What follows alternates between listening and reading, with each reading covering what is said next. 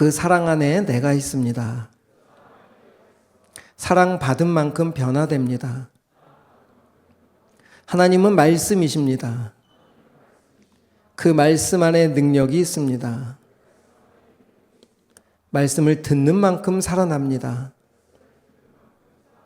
내 마음을 주님께 엽니다.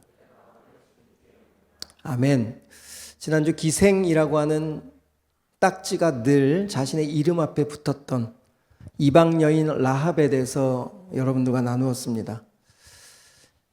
앞에 있는 그 기생이라는 매춘부라고 하는 내 이름 앞에 그런 닉네임이 계속 따라다닌다고 한다면 창피하겠죠. 그런데 우리도 우리 앞에 죄인이라고 하는 닉네임 딱지가 붙어 있음에도 불구하고 우리는 눈에 보이지 않으니까 좀 괜찮아 보인 것 같아도 라합이라는 여인을 통해서 우리들을 보고 있는 거예요. 라합 앞에 기생이라고 하는 그 닉네임 자체가 이 여인에게는 얼마나 힘들고 어려웠겠습니까? 어디 가도 그 닉네임이 자기를 따라다닌다고 생각하면 얼마나 비참할까요? 그런데 이런 여인이 인생을 바꿀 수 있는 좋은 기회가 찾아왔는데도 불구하고 그 정탐꾼을 여리고 왕에게 고발하지 않았습니다. 고발하는 순간 부도 얻게 될 것이고 또한 좋은 많은 관계도 형성될 것이고 이 사람이 인생 역전이 될 수 있는 그런 상황에도 불구하고 그들의 선택이 아닌 하나님의 사람들을 선택했습니다. 그 하나님의 사람들을 선택한 그 순간 자기 목숨은 이미 끝난 상태나 마찬가지죠. 걸리면 바로 죽을 테니까요. 그렇게 죽음을 무릅쓰고 하나님의 사람들 정탐꾼을 선택한 이유가 바로 로마서 10장 17절의 말씀을 지금 근거해 보면 우리 한번 읽어볼까요? 시작. 그러므로 믿음은 들음에서 나며 들음은 그리스도의 말씀으로 말미암다. 잘 보세요. 믿음은 듣는 가운데 생긴다는 거예요. 그런데 어떤 말씀을 들어야 된다고요? 그리스도의 말씀, 나를 구원해 주신 하나님의 사랑의 이야기, 나를 구원해 주시려고 이 땅에 오신 예수 그리스도의 그 은혜의 이야기를 들을 때 믿음이 된다는 거예요. 그렇다면 이 라합이라는 사람이 자기 목숨을 걸고 정탐꾼을 살렸다는 이유는 이 구원, 나를 구원해 줄 신은 지금까지 아모리 족속으로 이방신을 섬겼지만 자신의 마음의 평안도 자신의 삶에도 누릴 수 없었던 진짜 구원을 저 신, 그러니까 이스라엘 백성들을 이끌었던 그 신만이 나를 구원해 줄 수 있다라고 하는 그 확신이 생겼다는 거예요. 그래서 목숨을 내놓을 수 있었던 겁니다. 이것이 바로 성경에서 믿음이라고 하는 거예요. 우리가 말씀을 모두가 듣고 있어요.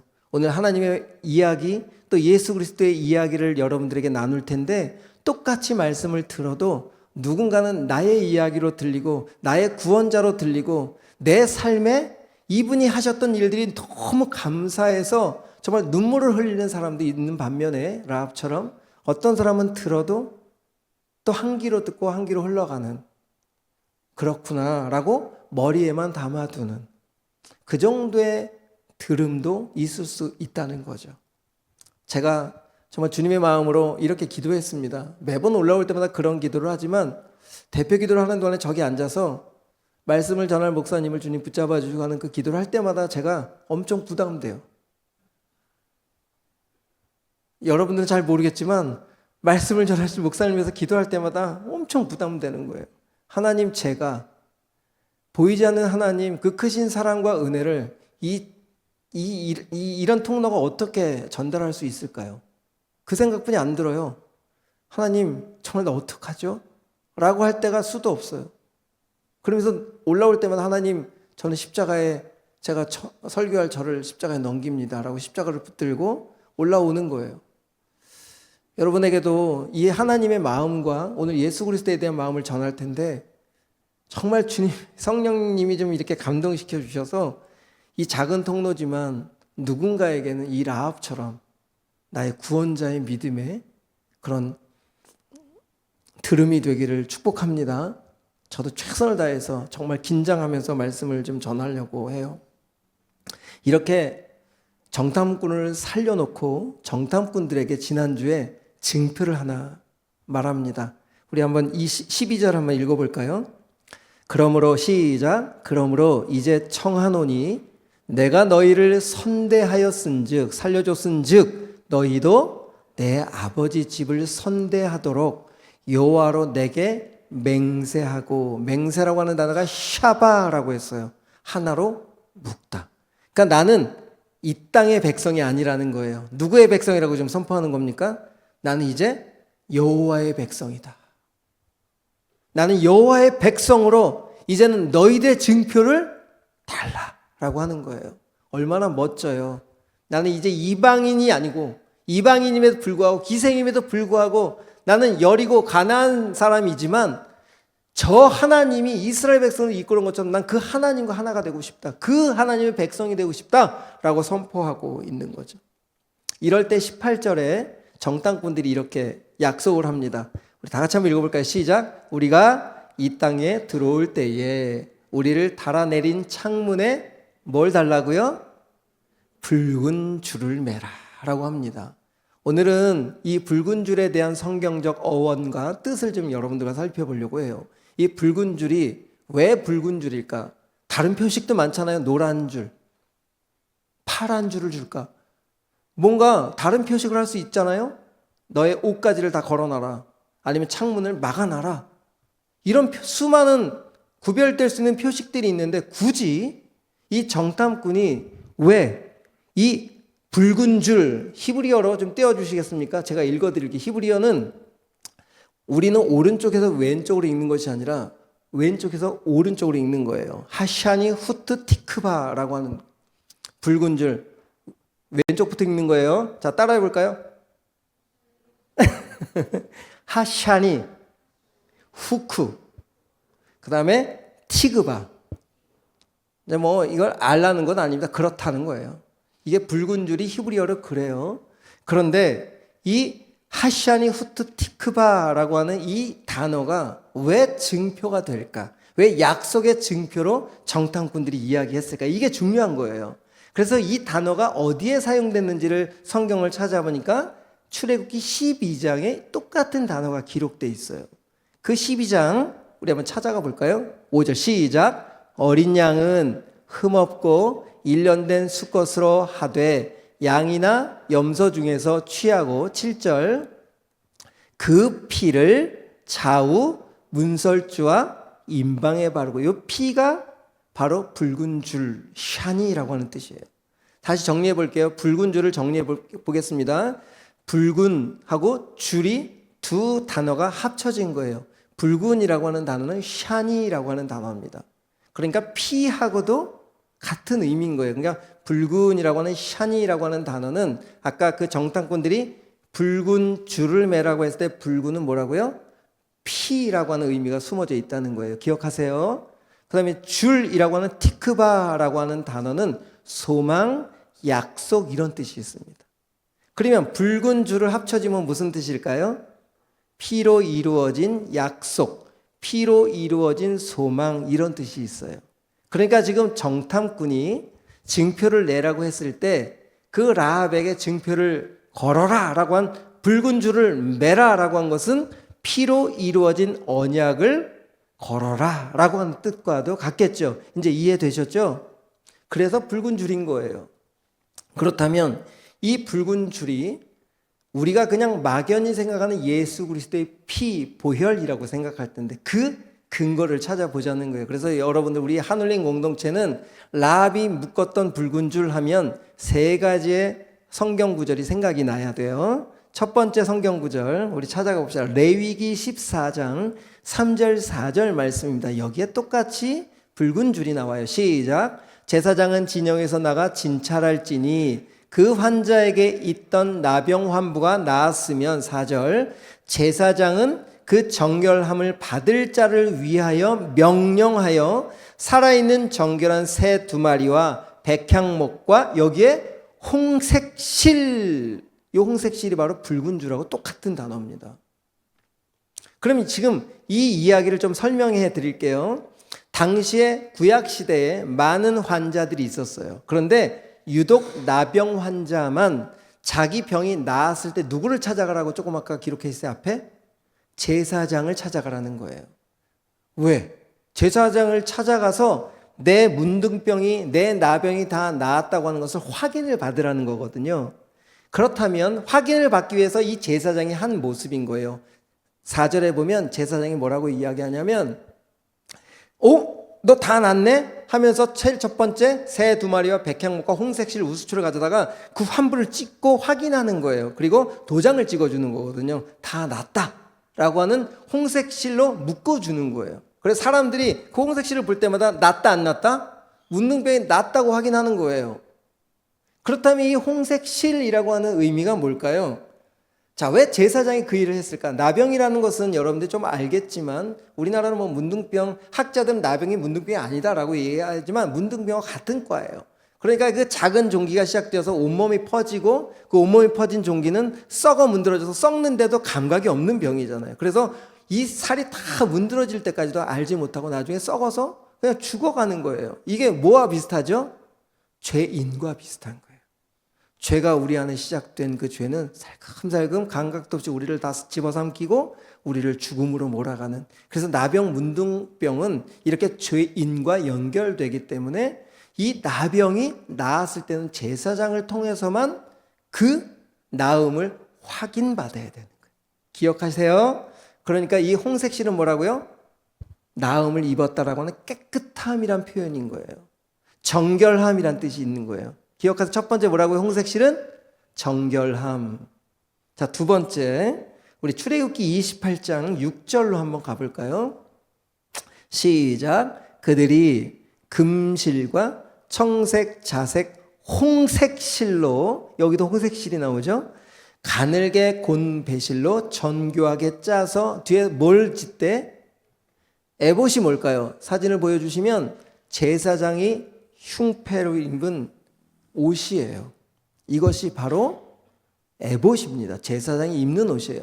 근데 제사장이 입는 옷에도 무슨 색깔을 넣으라고요? 홍색 실을 넣어라 라고 하는 것은 뭘까요? 이 대제사장은 1년에 한 번, 다른 제사장은 입지 못해요. 이 에봇은 대제사장만 입어요. 대제사장이 1년에 한 번 이스라엘 백성들의 모든 죄를, 양을 잡아서 그 피를 가지고 어디로 들어가죠? 지성소로 들어가요. 그리고 지성소에 들어가서 모든 백성들의 죄를 대신해서 중보자로 언약궤에 그 피를 뿌리면 하나님이 지성소에 임재하면서 그 피를 흡양하시고 백성들의 죄를 씻어주는 거예요. 그걸 대속죄일이라고 해요. 레위기 16장에 기록되어 있습니다. 이렇게 이 제사장이 입는 흉패에 홍색 실을 넣었다는 것은 바로 중보자 되실 대제사장으로 오실 예수 그리스도를 예표하는 거예요. 그러니까 두 번째 의미는 뭘까요? 디모데전서 2장 5절 6절 한번 다 같이 읽어보시죠. 신약이 이렇게 설명하고 있습니다. 시작. 하나님은 한 분이시요 또 하나님과 사람 사이의 중보자도 한 분이시니 곧 사람이신 그리스도 예수라. 6절이 중요합니다. 시작. 그가 모든 사람을 위하여 자기를 대속물로 주셨으니 기약이 이르러 주신 증거, 하나님의 창세전에 약속하신 그 약속대로 예수님이 이 땅에 오셔서 십자가에 죽어주셨. 누구를 위해서? 모든 사람을 위해서. 이 범위를 벗어날 수 있는 사람은 단 한 사람도 없어요. 여러분은 알 수 없어도 예수님이 십자가에 딱 쓰셨을 때 다 여러분의 이름으로 쓰신 거예요. 가영이의 이름으로, 예은이의 이름으로. 다 불러주고 싶지만 생각이 안 나서 수경이의 이름으로, 석현이의 이름으로, 범준이의 이름으로. 여러분, 예수님은 예수라는 이름으로는 절대 저주를 받을 수가 없었어요. 죄가 없으시니까. 그런데 여러분의 이름으로 섰기 때문에 저주를 받으신 거예요. 여러분 죄인이기 때문에. 그 대제사장, 양의 피나 염소의 피를 받아다가 지성소에 들어가서 중보자, 예수님이 그 중보자로 오셨다는 거예요. 그래서 두 번째 홍색실의 의미는 중보자의 의미가 있어요. 기억하세요. 세 번째, 출애굽기 26장 1절입니다. 다 같이 읽어볼까요? 시작. 너는 성막을 만들되 가늘게 꼰 배실과 청색 자리가, 또 뭐가 나와요? 또 홍색실이 나와요. 뭘 만드는데? 성막을 만드는데, 대제사장의 흉패를 만드는데도 홍색실, 또 성막을 만드는데도 홍색실, 또 거룩함을 나타내는 손을 구별하는데도 홍색실, 계속 거룩, 대제사장 중보자. 여기서는 제가 조금 설명을 조금 드리면 시간이 조금 있으니까 이 덮개를 한번 사진을 보여주실래요? 성막을 만들잖아요. 그 광야 가운데 성막을 만들면 이렇게 네 겹의 지붕을 씌워요. 그 네 겹의 지붕을 씌우는데 맨 첫 번째 여러 겹으로, 조금 아까 우리가 읽은 대로 여러 색깔을 합쳐서 첫 번째 덮개천을 씌우고, 두 번째는 염소털로 그 위를 씌워요. 염소털을 왜 씌울까요? 염소털이라고 하는 것은 속죄 회개를 뜻해요. 성경에 보면 아사셀 들어보셨을까? 늑대 염소 두 마리를 가져다 하나님은 하나님을 위해서 드리고 하나는 아사셀을 위해서 드리는데, 그 아사셀을 위해서 광야로 떠나보내거든요. 그게 인간의 모든 죄를 짊어지고 그 광야에서 맹수들에게 찢어 죽게 하도록 그 염소를 보내는 거예요. 그리고 하나는 하나님을 향해서 드리는데, 그 의미로 염소털을 성막의 덮개로 삼으면서 우리의 모든 속죄의 의미로 덮은 거예요. 세 번째는 무슨 덮개는 숫양 가죽을 붉게 물들인 가죽으로 덮어요. 세 번째 빨갛죠? 그게 숫양 가죽이에요. 양 가죽. 이것은 또 뭘까요? 가죽이 벗겨지는 건 예수 그리스도의 의미를 표하죠. 예수님이 죽어서 우리를 위해 십자가에 죽어주실 그 바로 예수님을 예표하는 그리스도의 보혈의 피를 의미하는 숫양의 가죽으로 세 번째 덮개를 쓰고, 마지막 네 번째 덮개는 저렇게 너무 죽죽한 해달의 가죽이에요. 해달의 가죽이라는 것은 짐승들 중에 다 상처가 나고, 그러니까 가죽을 팔 수 없는 지저분하고 아주 볼품없는 그런 마지막 해달의 가죽으로 마지막을 씌워요. 그 왜 그럴까요? 이 해달의 가죽 겉으로 보기엔, 이 성막의 겉으로 보면 어떨까요? 보기가 아주 흉측하고 보기가 좀 안 좋죠. 우리 죄인의 모습인 거죠. 하지만 그 안에 보면 뭐로 덮여 있어요? 다 예수 그리스도의 은혜로 덮여져 있는 성막 안에는 거룩한, 우리들의 겉모습은 지저분하지만 우리 속은 예수 그리스도의 은혜로 정결케 되는 우리들의 모습이 바로 성막의 모습이에요. 이해되셨어요? 겉으로는 해달의 가죽처럼 검고 죄인으로 가득한 우리들의 모습이지만 우리들의 속에, 그런 우리들 안에 누가 들어오신 거예요? 예수 그리스도가 들어오신 거죠. 어떻게 들어오셨을까요? 우리의 죄를 대속하신 예수님의 은혜를 우리 하나님이 인정해 주시고 우리를 구원 아들 삼아 주시고 자녀 삼아 주셨, 그 표인 거예요. 이 성막의 모습이. 이렇게 세 번째, 이 성막을 덮는 모든 빨간색의 의미는 다 예수 그리스도의 보혈을 뜻하는 거예요. 그래서 이 세 가지 덮어짐이라고 하는 의미가 있거든요. 그럼 세 가지를 한번 생각해 보면, 첫 번째 뭐라고요? 정결함. 금방 잊어버렸어. 두 번째, 두 번째 보여주세요. 두 번째 중보자. 세 번째 지금 우리가 얘기한 대로 덮어줌. 이렇게 이 붉은 줄 안에는 이 세 가지의 의미가 포함되어 있는 거예요. 이제 여러분 잘 아셨죠? 그러니까 이 정탐꾼들이 라합에게 증표를 달라고 했을 때 그 다른 증표, 다른 것들을 할 수도 있었지만 굳이 붉은 줄을 매라고 한 것은 이런 의미들이 있기 때문에, 너는 어떻게 구원받았느냐? 기생이기도 하고 이방 여인이기도 하고 너는 구원받을 수 없지만 하나님이 주신 은혜로 너는 구원받을 수 있어 하면서 어떻게 이야기하냐면 19절, 우리 본문으로 돌아오면 정리해 봅시다. 이제 시작. 누구든지 내 집 문을 나가서 거리로 가면 그의 피가 그의 머리로 돌아갈 것이요 우리는 허물이 없으리라. 지금 집 안에 있으면 구원을 받는다, 나가면 구원을 받지 못한다, 이 얘기를 하는 거잖아요. 구원의 그 약속의 증표를 주면서 이 안에 들어가 있어야 돼. 그래야 너는 구원받을 수 있어. 자, 6장 25절 가볼까요? 진짜 이스라엘 백성들이 여리고로 들어왔을 때 6장 25절 시작. 여호수아가 기생 라합과 그의 아버지의 가족과 그에게 속한 모든 것을 살렸으므로 그가 오늘까지 이스라엘 중에 거주하였으니 이는 여호수아가 여리고를 정탐하러 보낸 사자들을 숨겼음이었더라. 라합 살았어요, 안 살았어요? 그러면 라합이 어디 들어가 있었다는 거예요? 집 안에, 주님의 보혈 안에만 구원이 있다라고 하는 것을 지금 여호수아의 그 정탐꾼들과 라합과 그 둘의 관계 속에서 우리들에게 지금 보여주는 거예요. 우리는 구원을 어디에서만 얻을 수 있죠? 우리의 노력과 방법, 교회 예배당이 아닌 예수 그리스도의 보혈 안에 들어가야지만 구원을 받아요. 이 이야기를 지금 오늘 우리들에게 이야기하는 거죠. 그래서 에베소 1장 7절의 말씀이 우리들에게 주시는 말씀이에요. 우리는, 영훈이는 자기 이름을 한번 넣어볼까요? 시작. 다 같이. 자기 이름 시작. 영훈이는 그리스도 안에서 그의 은혜의 풍성함을 따라 그의 피로 말미암아 속량 곧 죄사함을 받았느니라. 이미 과거 완료형이에요. 하나님 편에서는 우리를 이미 다 죄사함을 해놓으셨어. 누구 안에서? 예수 그리스도 안에서. 그러니까 라합이 살 수 있었던 거예요. 그렇게 당당하게 정탐꾼들이 자기들이 출애굽할 때도 죽음의 사자가 어떻게 넘어갔어요?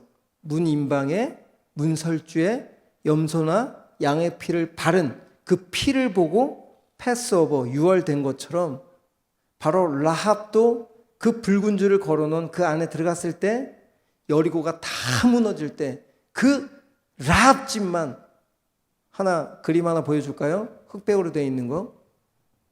그 라합 집만 번듯하게 살아 있는 거예요. 이렇게 예수 그리스도의 은혜가 이건 제가 막 색칠로 한 거고, 그 다음 이제 여리고성에 그 빨간 줄이 길게 있는 그림 하나 있을 거예요. 이 그림 다 옆에는 무너지는데 이 위에 지금 라합이 지붕에 숨겨진 그 정탐꾼들에 보이는 이 집만 남아 있는 거죠. 여러분, 이렇게 이 라합이 살 수 있었던 근거는 라합이 무슨 어떤 자신의 어떤 능력이 아니라 이렇게 예수 그리스도의 보혈의 의미 안에 들어갔을 때 구원이라는 의미를 우리에게 좀 보여주고 있는데, 히브리서 10장 19절 우리 찬양팀 준비할까요? 히브리서 10장 19절 우리 다 같이 읽겠습니다. 시작. 그러므로 형제들아, 우리가 예수의 샤니 붉은 피를 힘입어 성소에 들어갈 담력 티크바 줄을 얻었나니, 이런 의미예요. 다시 한번 읽어보겠습니다. 그러므로 형제들아, 우리가 예수의 피를 힘입어 성소에 들어갈 담력을 얻었나니, 담력이란 단어는 권력이란 뜻이에요. 우리가 예수님 때문에 하나님의 자녀가 되었고 예수님 때문에 구원받은 자가 된 권력을 받았다는 거예요. 자격을 얻었다는 거예요. 이게 그 얘기예요.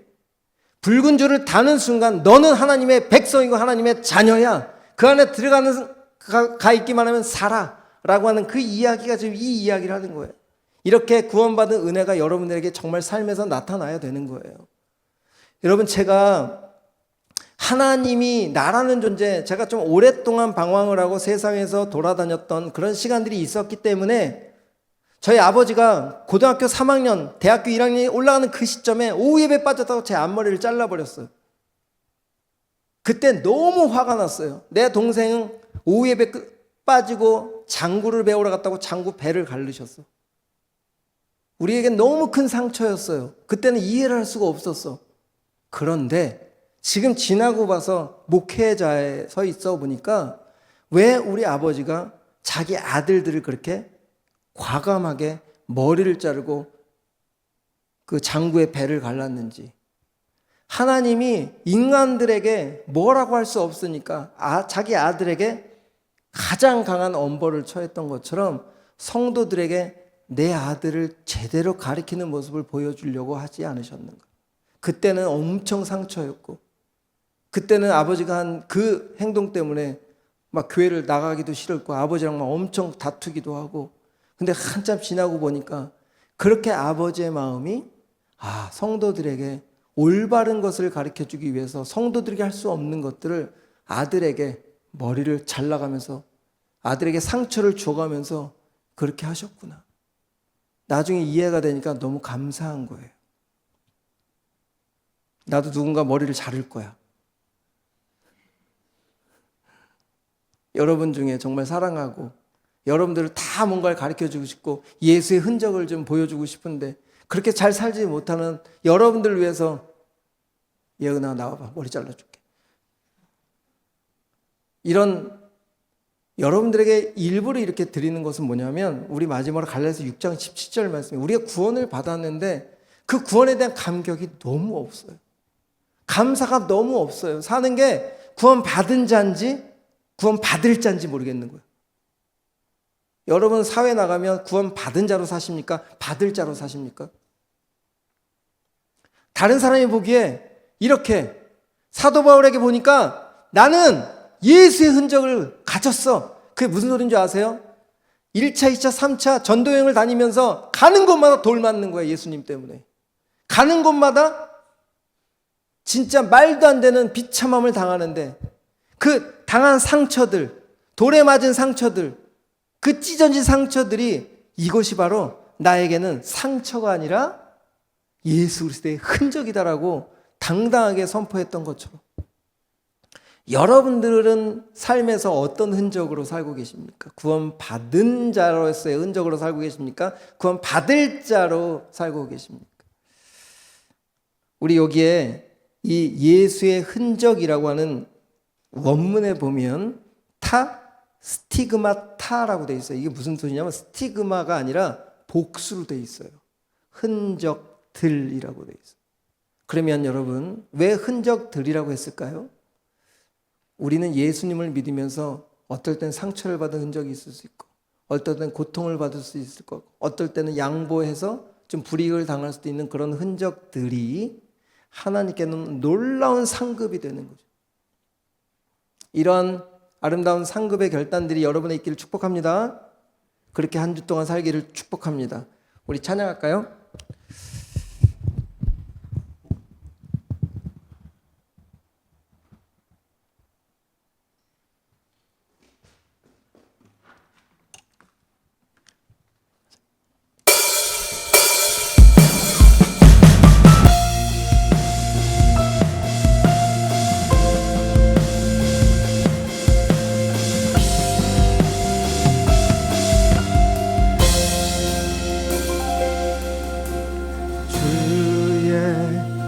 보좌로 나갈 때에 어떻게 나가야 할까? 나를 구원한 주의 십자가 그것을 믿으며 가네.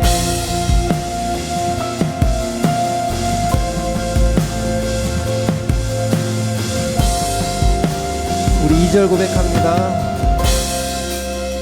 주의 보좌로 주의 보좌로 나 여전히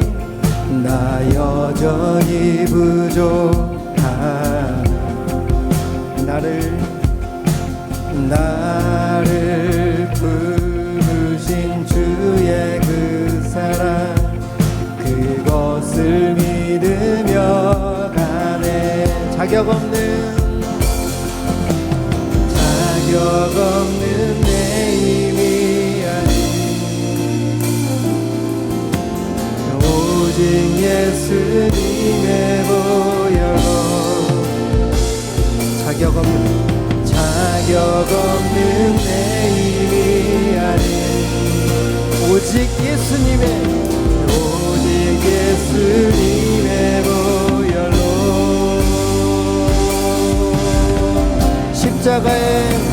십자가의 보혈 완전하신 사랑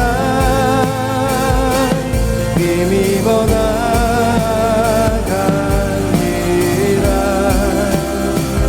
십자가의 보혈 완전하신 사랑 힘입어 예배 자격 없는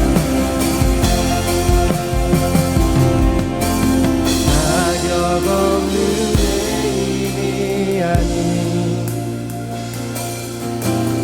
오직 예수님의 우리 한 번 더 자격 없는 자격 없는 내 힘이 아닌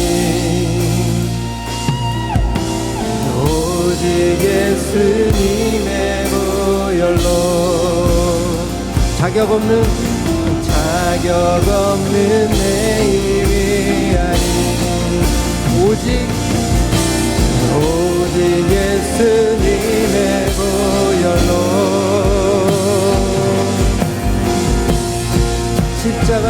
십자가의 보혈 완전하신 사랑 힘입어 예하갑니다.